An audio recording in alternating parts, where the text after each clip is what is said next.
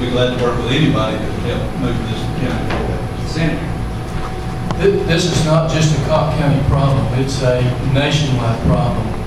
I've been working with the law enforcement across my first district, senatorial district, and it is a major problem. It is the prescription drugs problem is a bigger problem than all other drug problems combined, including the meth problem. Checking with the CDC, prescription drug deaths are up 96.6% in the past 5 years. And where the majority of these are coming from out of state, what happens is you have people who they get a van load of teens or young adults, they will take them to Florida. And down in Florida, there's like 940 pill mills down there.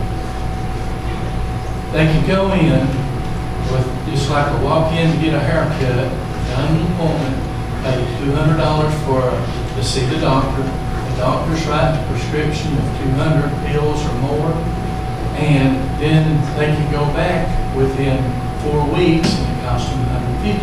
Well, that person taking them down to Florida is getting a portion of those pills, paying the doctor's visits. The people are getting a free trip to Florida for a couple of days and then coming back. But it has become a major problem. I believe that's also happening here, just from the people that I run into in the vet's office. And I call immediately the police department and let somebody know they're writing big prescriptions. They come here once a month and get a bunch of them. And a lot of the pharmacists that I've talked to are starting to stop filling those out-of-state prescriptions. You know, they may run into a problem later, you know, stating they're being discriminated against the person who's having it filled out, because you don't know if that is a true prescription or someone getting drugs to sell or use illegally. This past year, I introduced Senate Bill 3027, which what it would do is make it a Class D felon to get these bills in and bring them in. It passed both the House and the Senate Judiciary Committees, but because of lack of funds, they were like $45,000 a year fiscal note on it. And you had a bill that had a fiscal note on it, you got automatically dead. But it was a major problem, and it did bring it to the light of some of the legislators down there, and we were all, both sides, working together to try to solve this problem. It's not just a Cocke County problem or a Tennessee problem, it's beginning to be a national problem. With the law enforcement officer that just brought it to my attention originally, asked me to come over and look at his database, and he had thousands of names of people that were going to Florida and getting this. And right now it's a Class C misdemeanor, which is $50 fine and 30 days in jail. Well, placing it to a Class D felony would be 2 to 12 years in prison and up to $5,000 in fine. And that's what we're trying to do this year, but with lack of funding, you know, we didn't get it through the fiscal committee. But we know it's a problem. It's something we all need to be aware of and watch out for, because our young people are dying. It's a 96.6% increase in deaths in the past 5 years, and that's CDC's numbers. So you explain what you mean by that $45,000 cut. Well, I mean, that seems like a cheap price. To me, it sounded cheap too, but it was the cost of the bill. I'm sure it would cost more to incarcerate the people in the long run. I did not argue with the fiscal note since it was so low. I knew it was going to cost more, but I knew if it had probably a $1,000 fiscal note on it, it wasn't going to go through the committee. So Resubmit it? I will resubmit it, and I'll ask Eddie, and I will refile it together if you like. And you know, these issues, personally, you know, it's the breakdown of the family. I think I can take almost any crime and lead back to the breakdown of the family. So a lot reason the 45,000 is incidental. For every person we put in prison, we've got to ask you, all of you, us, we've got to pay about $25,000 for everything you put in the penal system. So everything, we all have to pay for it. It is an equal problem for all of us.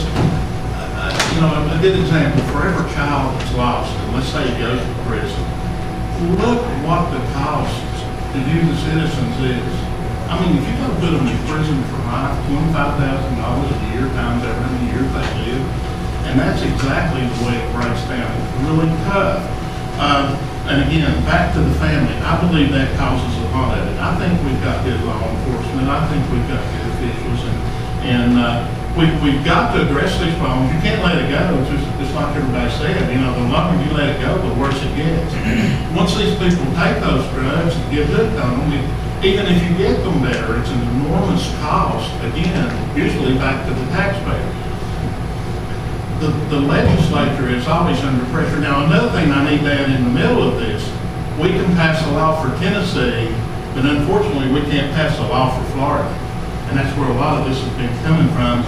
I just got back from a meeting, a legislative meeting, and I don't have all the details, but Florida did pass a law to make it harder to be able to take a load of people down there. In other words, you fake your injury, my back's hurting, the guy gets them in the van, he pays their way down there, Steve covered this some, they get ever how many hundreds or thousands of pills they can get. He'll either give them half the pills or give them so much money for all the pills, and they come back and it just keeps on going, and then they come back to sell them to our children and people that are on drugs. So it's very complex.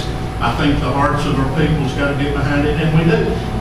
For instance, if we as local citizens, police department, the sheriff, they've got a hard job, but if we stand there and see people taking these drugs and we don't report, we're going to have a responsible society all the way around, because we're going to have to nail people if we're going to really nail a problem. And that's hard. If you see your neighbor's kid doing something, taking these drugs. And also, I've read an article, it's been a few years back, but like we had a whole generation or more of ladies in our society that got hooked on drugs. Probably a lot of them are still alive today.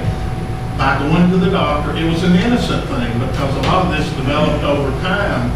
And now that's been, I don't have the details on all of that, but a whole generation or more of ladies, when you start going past the 1950s, 60s, 70s, there was many women, men too, by the way, it wasn't just women, but they went to their doctor, they got prescriptions, they get hooked on these medications, and it's terrible. It's bad for all of us. So I won't talk much more about it, but I do think that it's a very complex, complicated, and we all got to work together as a team. And I would like to say, I know a lot of community people, and I spend most of my time in the Carson Springs area at Edgemont School, and I can think of 3 or 4 drug houses that were busted because people in the community would call me or come by and give me an address, and I would turn it over to the proper people that would do the investigation. And these investigations don't happen overnight.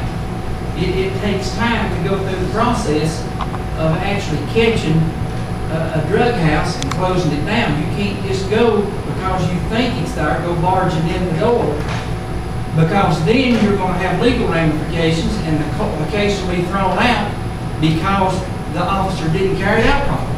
But there's a lot of people in my community, and I get some calls as the mayor, as the president, this is going on, and I said, get me a physical address to where I can put it in the hands of the people that know professionally how to deal with it.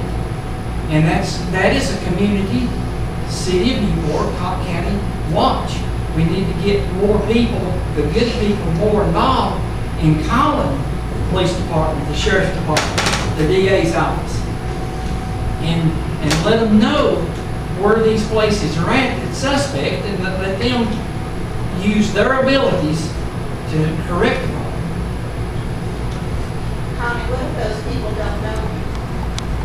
That's what I mean by we if we just have, if you select, a few key people, we don't have a drug task force, we can sure use one, and I think what we pay our officers is really slap in their face. Well, there is a drug task force.